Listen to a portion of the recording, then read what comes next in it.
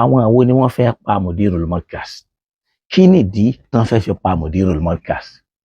Ẹ rí wípé Mudirul Markaz ọmọ àṣàyàn ni láàrin gbogbo tí ń jẹ́ ọmọ táyé sì mọ̀ bẹ́ẹ̀.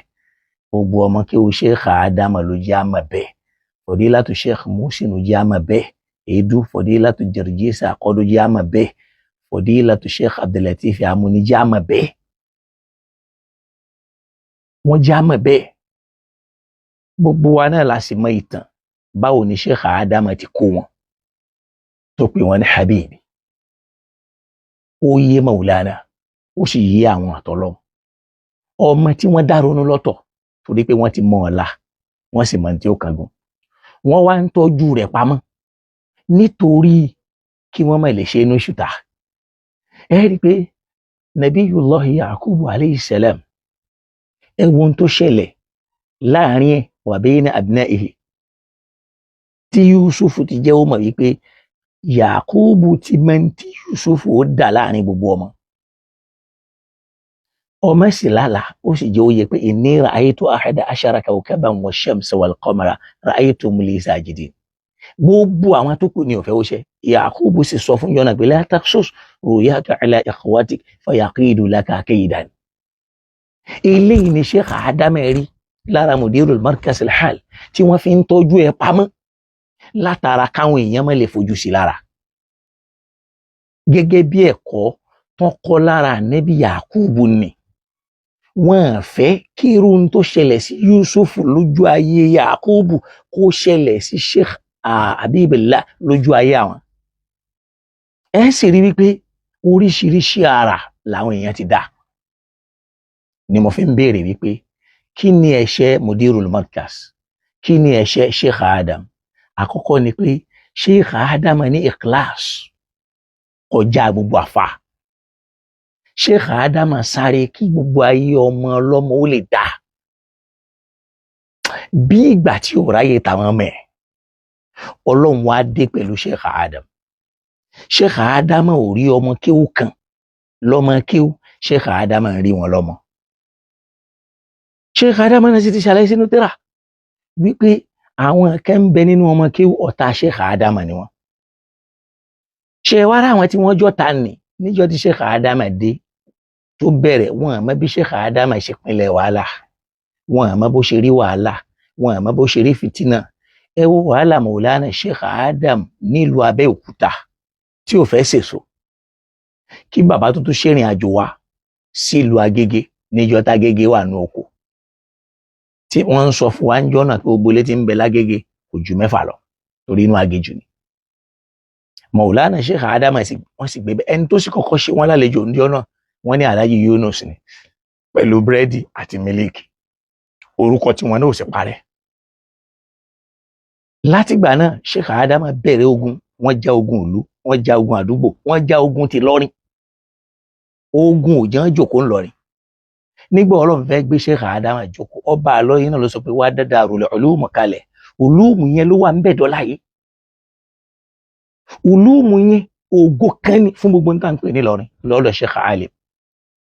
Torí pé òun ló fẹ́ ojú ayé. Sheikh Kamal rahmatullahi alayhi níjọ́ táwọn ń bẹ láyé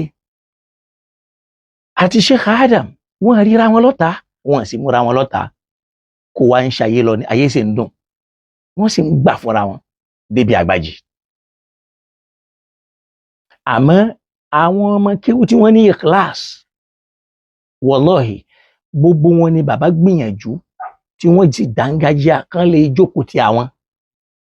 Àmọ́ nítorí pé Sheikh Adam fi ọkàn wọn ista'iddu lin-nidah ló jẹ́ Sheikh Adam lógún, kìí ṣe pé ẹ wá sinmi.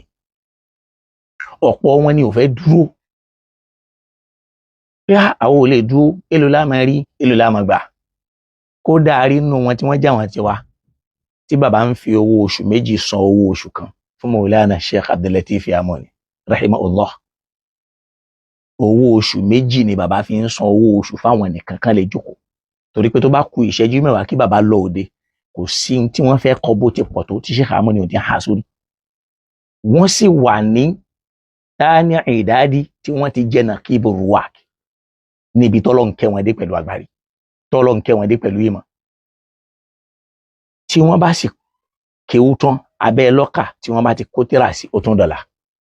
Kódà bàbá wa Sheikh Amuni tí wọ́n fi jáde láyé lè rí wọn kí wọ́n gbé tírà dání kí wọ́n máa kà, àmọ́ kò sí kéwú tí wọ́n fẹ́ lò láyé tí wọ́n ní mọ̀. Ìjọ kan ni wọ́n ń sọ pé níjọ́ tí Ádámà ń kọ́ àwa ń kéwú wọ́n ń ṣá kéwú fún wa nù sánmà ní kìí ṣe pé ń kọ́ wa. Rahimahumullahu ta'ala ajma'in. Gbogbo àwọn eléyìí Sadatul Kiram ni wọ́n tí wọ́n ti lọ. Àwọn kan ní Fawjul Awwal, àwọn kan ní Thani, àwọn kan ní Thalith, kó tó wá kọ́ àwọn kan. Ẹlòmíì ọmọ olóògùn ni, ọmọ eléégún ni, ọmọ ọ̀kà ni, kọ́lọ́n tó mú wá kéwú kí Sheikh Adama tó wá gbìyànjú kíkà ó kúrò lára wọn. Látara bẹ́ẹ̀ wọ́n ti wá ń ṣe Sheikh Adama ní jàǹbá, wọ́n ń wá bọ́n ṣe fẹ́ ṣe ọmọ rẹ̀ ní jàǹbá, wọ́n mú nínú àwọn ọmọ mọ́ra, wọ́n fi ń da inú ilé Sheikh Adama rú. Ilé tiwọn náà kò sì tó wallahi títí dìsìn. Ẹ lọ gbogbo àwọn ọmọ tí wọ́n máa ń mú fọ́kọ wọn máa ní problem ni, àti ní òyìnbó àti ní káàkiri. Tẹ́ ẹ bá rí bí wọ́n ṣe ń ṣe àna wọn wallahi ẹ máa sunkún. Ọlọ́run wá kó àwọn junud ti Sheikh Adama láti ìlú Ìlọrin, torí pé Sheikh Adama tó wọnú ojúlé kankan lọ tó lọ yọ àwọn ọmọ ó yé wọn gbà náà. Wọ́n lọ mú àwọn Sheikh Shadhali tí wọ́n mú àwọn Sheikh Amirul Jaishi Abdullahi Salati ọkùnrin Ọlọ́run tí wọ́n kó gbogbo wọn jọ. Ṣé rí pé nígbà tí wọ́n fẹ́ ja Sheikh Adama lógun àwọn èèyàn ní defense tí wọ́n jẹ́. Ẹ rí wípé ojú Sheikh Adam kọ́lọ́n bá wa kẹ́ wọn, wọ́n rí ọ̀gọ́rígọ̀rí lára àwọn ọmọ kéwú wà láàlí Sheikh Adam sì manage wọn. Kí náà fẹ́ pa Mudiru sí? Kí ni wọ́n ń ṣe Sheikh Adam ní ṣùtà sí ńgbà tó wà láyé? Ó kọjá wípé báwo ni markaz yẹn ó ṣe jẹ́ tiwa? Kí ló sì fa owó? Wọ́n wò pé ó lè bí owó ọlá ń bẹ́ńbẹ́, gbogbo àrísì kí ibẹ̀ ọwọ́ wa ló wà. Sheikh Adam ò rí sí nǹkan kan. Ọmọ kéwú tí ń sọ fún àfáà rẹ̀ nígbà tó mọ̀ pé àfáà ń lọ sí rihilatul akhirah pé àfáà àwọn jẹun lówó. Ṣé ẹ mọ̀ yí pé ó fẹ́ káfáà yẹn kúkú bànújẹ́? Ẹni táwọn olówó ràgbàdíkà tó ń lé àwọn olówó yẹn dànù, ẹni táwọn presidency ń wá tó ń ta wọ́n nù, kọ́mọ kéwú kan tó já sí pé ara àfáà ló ti dìde, àfáà ní rán jáde, àfáà ní rán lọ́bì kan, kó wá lanu báyìí pé owó tẹ́ ẹ jẹ mí ń kọ́, tó sì mọ̀ pé bàbá yẹn ń lọ sí rihilatul akhirah. Ìṣesí bàbá yẹn sì ń júwe pé lílọ yìí a lè má dé lẹ́ni tó ti kọ́ wà sọ́yà. Ṣèbọ́mọ kéwú máa ń fi owó ra àlùbáríkà lọ́dọ̀ àfáà ni. Ìyẹn fi hàn wípé àwọn tí wọ́n gbé nǹkan fún Sheikh Adama jẹ tí wọ́n ń retí kí Sheikh Adama ò kú, Sheikh Adama ò kú nítorí nǹkan ní ẹ̀, nítorí ogún ẹ̀ tó sì já sí pé àwọn ànábì Ọlọ́run rọ́tí alayhimu salatu wassalam. Ẹ wà ànábì Yakub pẹ̀lú gbogbo ń tójú rẹ̀ rí Ọlọ́run padà dùnnú ni. Ẹ wà ànábì wa Zakaraya, òun náà béèrè fún Ọlọ́run pé yarithuni wa yarithu min ali Yakub. Àwọn èèyàn fẹ́ kí Sheikh Adama kú, kí ti Sheikh Adama tán, kí márkàsì má jámọ́ nǹkan kan. Ìwà jẹ́ márkàsì tó ń kọ̀ntínú yẹn ló ń fa ìbànújẹ́ ayérayé. Sheikh Adama ti kú nù, Sheikh Adama sì ti lọ. Mudiru ló ń fẹ́ jẹ́ Mudirul Markaz. Àwọn Ìlọrin ni wọ́n dìde ńlẹ̀ yìí pé rárá, ó bọ́ sípò bàbá rẹ̀ gẹ́gẹ́ bí n tí kó wa wọ́n ti mọ̀. Bàbá yìí yàn gbìmọ̀, àwọn náà ni wọ́n ṣe, wọ́n sì yan Mudirul Markaz síbẹ̀. Làwọn tí wọ́n jẹ́ a'da'u Sheikh Adam min tullabihi, nínú àwọn ọ̀tá Sheikh Adama nínú ọmọ kéwú ẹ̀ náà bá recruit against Mudirul Markaz. Gbogbo ohun tó bá gbà láàfún kò ní rí Markaz ṣe. Wọ́n wá ń sá eré kó má rí ṣe, kó má rí ṣe, kó má rí ṣe. Òun wá di ẹni tá a rò pé kò lè pàgọ́ tó kọ́lé alárinrin. Níjọ́ náà Markaz ò ní pọ́kẹ́ẹ̀tì owó kankan mọ́ níjọ́ tí Mudiru débẹ̀. kí la fẹ́ fi mùdírù pé ọmọ táwọn èèyàn gbé owó wá láti Saudi tówó náà ń lọ bí 4 billion naira pé kówó sáré bàbá rẹ̀ tó yarí tó sì dáwó náà padà. Wallahi ọmọ ni ẹlòmíì ò ti wo ṣebí ẹlòmíì ò ti wo sáré bàbá rẹ̀ yányán yóò sì máa gbowó. Ó sì sáré kówó lè dé, ó sáré wọ́n dẹ̀ ń gbìyànjú wọ́n ti ń bá lọ, wọ́n bá dé diploma wọ́n bá dé bí jamia wọ́n ti affiliate wọ́n ti recognize ẹ̀, wọ́n ti affiliate ẹ̀ mọ́ University Ìlọrin, wọ́n affiliate ẹ̀ mọ́ Azari, gbogbo nǹkan yìí ló sì ti kú. Mudirul Markaz jí padà bí Sheikh Adam ti fẹ́ kí Markaz orí Mudiru dá padà síbẹ̀. Pé kí la ń pè ní Markaz? Ẹni tí ó ní medical center, tí ó ní ibi tí wọ́n ti máa tẹ́tíra, tí ó ní hall ń bẹ̀, tí ó ní ilé oúnjẹ, tí ó ní hospital, tí ó ní gbogbo nǹkan ń pè ní amenities. Mudiru dẹ̀ dá padà. Lórí àárẹ̀ yìí, kí bàbá tó bẹ̀rẹ̀ àárẹ̀ ni wọ́n negotiate pé wọ́n fẹ́ ra ilé 3 láàrẹ̀ dé. Kí ni bàbá yìí tún lálàáfíà sí? Ilé yìí náà ló tún kọ́kọ́ sáré lọ sanwó ẹ̀. Kò sáré tara rẹ̀, kò sáré táwọn mẹ́, eré Sheikh Adam ló ń sá, kí wá la fẹ́ pa sí? Àwọn àwọn ni wọ́n fẹ́ pa Mudirul Markaz. Àwọn tí wọ́n fẹ́ pa Mudirul Markaz náà làwọn tí wọ́n gbé nǹkan jẹ fún Sheikh Adam lójú ayé kí Sheikh Adam ó lè kú káwọn lè bá àjogún Markaz. Tí ìbá sí yẹn ọmọ kí wọ́n máa sọ pé àfà àwọn fẹ́ lọ ṣiṣẹ́ abẹ fáfà mi ní Rihilatul Akhirah. Àfà mi jókòó lọ́ọ̀kan báyìí, èmi náà jókòó lọ́ọ̀kan báyìí, àfà mi ń bínú, èmi náà sì ń bínú torí pé mo sọ pé bàbá jẹ mí lówó lẹ́ni tí ó lọ kú, lẹ́ni tí jẹ́ pé gbogbo àpò owó rẹ̀ ọwọ́ yìí ló wà. Ìbànújẹ́ yẹn náà ó wà nú ara Sheikh Adam. Gbogbo wa náà la mọ̀ bí tàn yẹn ṣe lọ. Ogún yìí Ọlọ́run gbà kúrò lọ́wọ́ àwọn tí wọ́n fẹ́ pa, tí wọ́n ń wá ọ̀nà láti jẹ ogún Sheikh Adam yìí kán lè máa fẹwọ́ tẹ orí àwọn ọmọ rẹ̀ mọ́lẹ̀.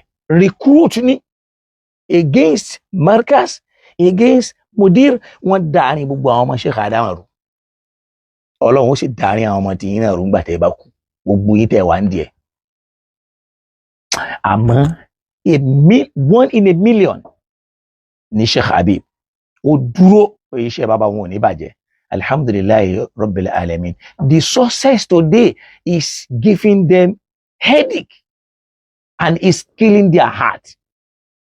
Ẹ̀yin lẹ ń sọ fún wa, ẹ̀yin àfáà wa, pé yawma la yanfa'u malun wala banun illa man ata Allaha biqalbin salimin. Pé ọjọ́ kan bọ̀ la yanfa'u malun, owó téèyàn ní ò ní ṣàǹfààní, wala banun, ọmọ téèyàn bí ò ní ṣàǹfààní, illa man ata Allaha biqalbin salimin. Àfẹ́ni tó bá dọ́dọ̀ Ọlọ́run pẹ̀lú ọkàn tó mọ́ tí ó sáyé dá ń bẹ̀, kò sí ṣírkì ń bẹ̀ sọ́lọ́run, kò wá sí aburú ń bẹ̀ láàrin àwọn èèyàn séèyàn. Ayé ilẹ̀ ti máa rí àgbàlagbà àtobìnrin àtọmọ tí ó máa sọ pé Ọlọ́run rọ́kàn mi, tọ́kàn rẹ̀ ò sì dáa, tọ́lọ́run sì máa fọ́kàn rẹ̀ ò dáa. Kí ni Mudirul Markaz ṣe? Kí lẹ̀ṣẹ̀ rẹ̀? Wọ́n ní bá torí iṣu jẹpo, a máa torí epo jẹ iṣu, a máa wo bàbá mọ́mọ́ pé tí ò bá sí bàbá mọ́ ṣebí bàbá sì kú. Ẹ wá wo ìjọ tí wọ́n fẹ́ bẹ̀rẹ̀ wàhálà Markaz, Mudirul Markaz, wọ́n ní kán reconcile pẹ̀lú gbogbo àwọn tí wọ́n mú wọn lọ́tà, tí wọ́n ti sọ tí ò dáa, tí wọ́n ti wí tí ò dáa, àtèyí tí ń wí lọ́wọ́ yìí náà. Ṣé mọ̀ pé èyí tí kó wá ti wí ní ìsìn ló ń dọ̀ràn kalẹ̀?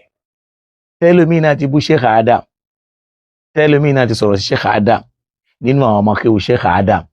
Wọ́n wá ń fẹ́ ṣàtúnṣe lénìí, gbogbo ohun tó bá fẹ́ sọ lénìí rú ọ̀la.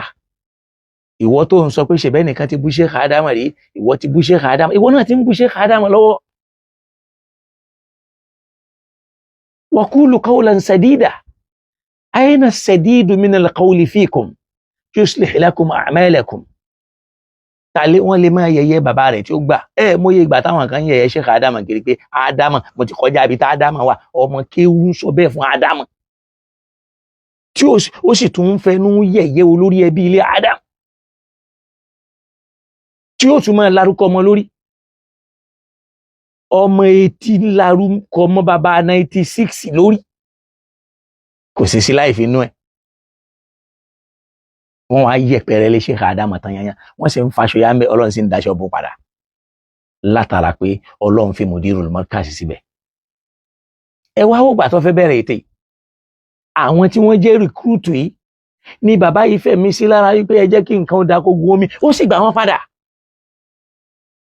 ń gbò wá gbà wọ́n padà ó ọ̀tá àtijọ́ ó ṣòro pé lọ́rẹ́ o wọ́n wá padà wá wọ́n tún wá bẹ̀rẹ̀ sí ní kó náà ta bí ìbá ṣe pé Ọlọ́run tó já mà pé kullama awqadu naran lil harbi atfa'aha Allah wọ́n ṣe bí ipọ́ta ti tán ààrẹ tó fún bàbá mọ́tò wọ́n ṣe bí ipọ́ta ti tán ààrẹ tó fún Markaz lówó wọ́n ṣe bí ipọ́ta ti tán ààrẹ tó fún Markaz ní nǹkan wàláálí olórí àwọn ọ̀tá yìí òun sì dúró ọ̀tá yẹn wọ́n tún wá rìkúrútù padà ẹ wòjọ́ tí wàhálà yìí fẹ́ bẹ̀rẹ̀ lára àwọn àfáà wa tó ń pera wọn ní àfáà Markazi táwọn náà fẹ́ lọ́lá tán fẹ́ tóbi táyé ń polówó wọn kiri lénìí gbogbo ẹni tó tóbi lónìí kọ́ ni ó lọ́lá tẹ́ ń káàkiri tán ń kì í kìnnìkan wọ́n ń kì í ẹ rí i pé kò sẹ́ni tó bá Sheikh Adamu nù yín wàhálà tó sì ṣẹlẹ̀ kọjá yìí pé wọ́n ń pe mùdírù ńlọrin lónìí wọ́n ń pe mùdírù ńlọrin lọ́la fún wáàsí.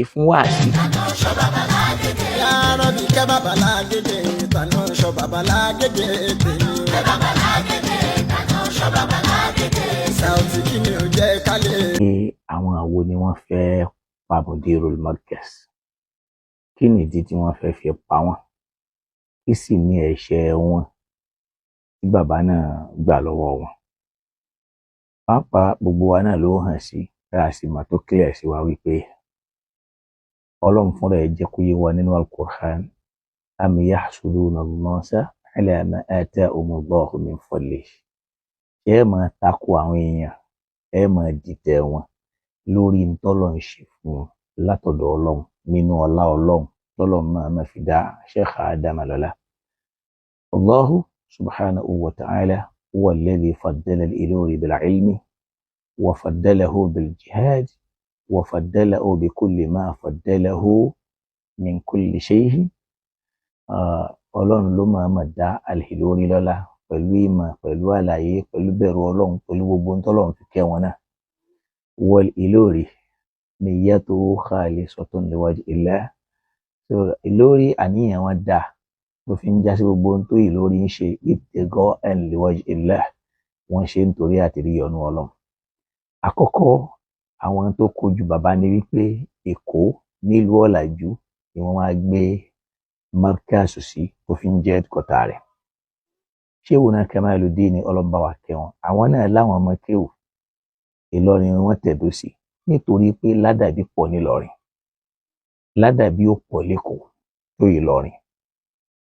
eléyìí fi Sheikh Kamali lọ́kàn balẹ̀ Sheikh Kamali lọ́mọ kéwù Sheikh Kamali náà sì láwọn ẹmẹ̀wà tó jẹ́ pé àwọn náà alámòjútó gbogbo àwọn alámòjútó yìí wọn láwọn làwọn ní àdàbíyà wọn gbà fún Sheikh Kamali fi hayatihi wa ba'da mamatihi. lónìí àdàbíyà ń lọ Sheikh Kamali yẹn náà ní jẹ́ Sheikh Kamali àwọn ọmọ Sheikh Kamali ń gbàṣẹ́ ẹnìkan ò ní wọn lára ẹnìkan ò dá wọn láàmú kí wàá ló dé táà lè wòye lọ́dọ̀ tàwọn yìí ń ká kẹ́kọ̀ọ́ lára wọn ẹ̀kọ́ báwo la ti ń bá fà wá lò nígbà tó bá wà láyé àti nígbà tí ó bá sí mọ́ bá a bá tiẹ̀ rí tíra kankan aṣáàkọ́ ta'limul muta'allimi wa tariqu ta'allumi.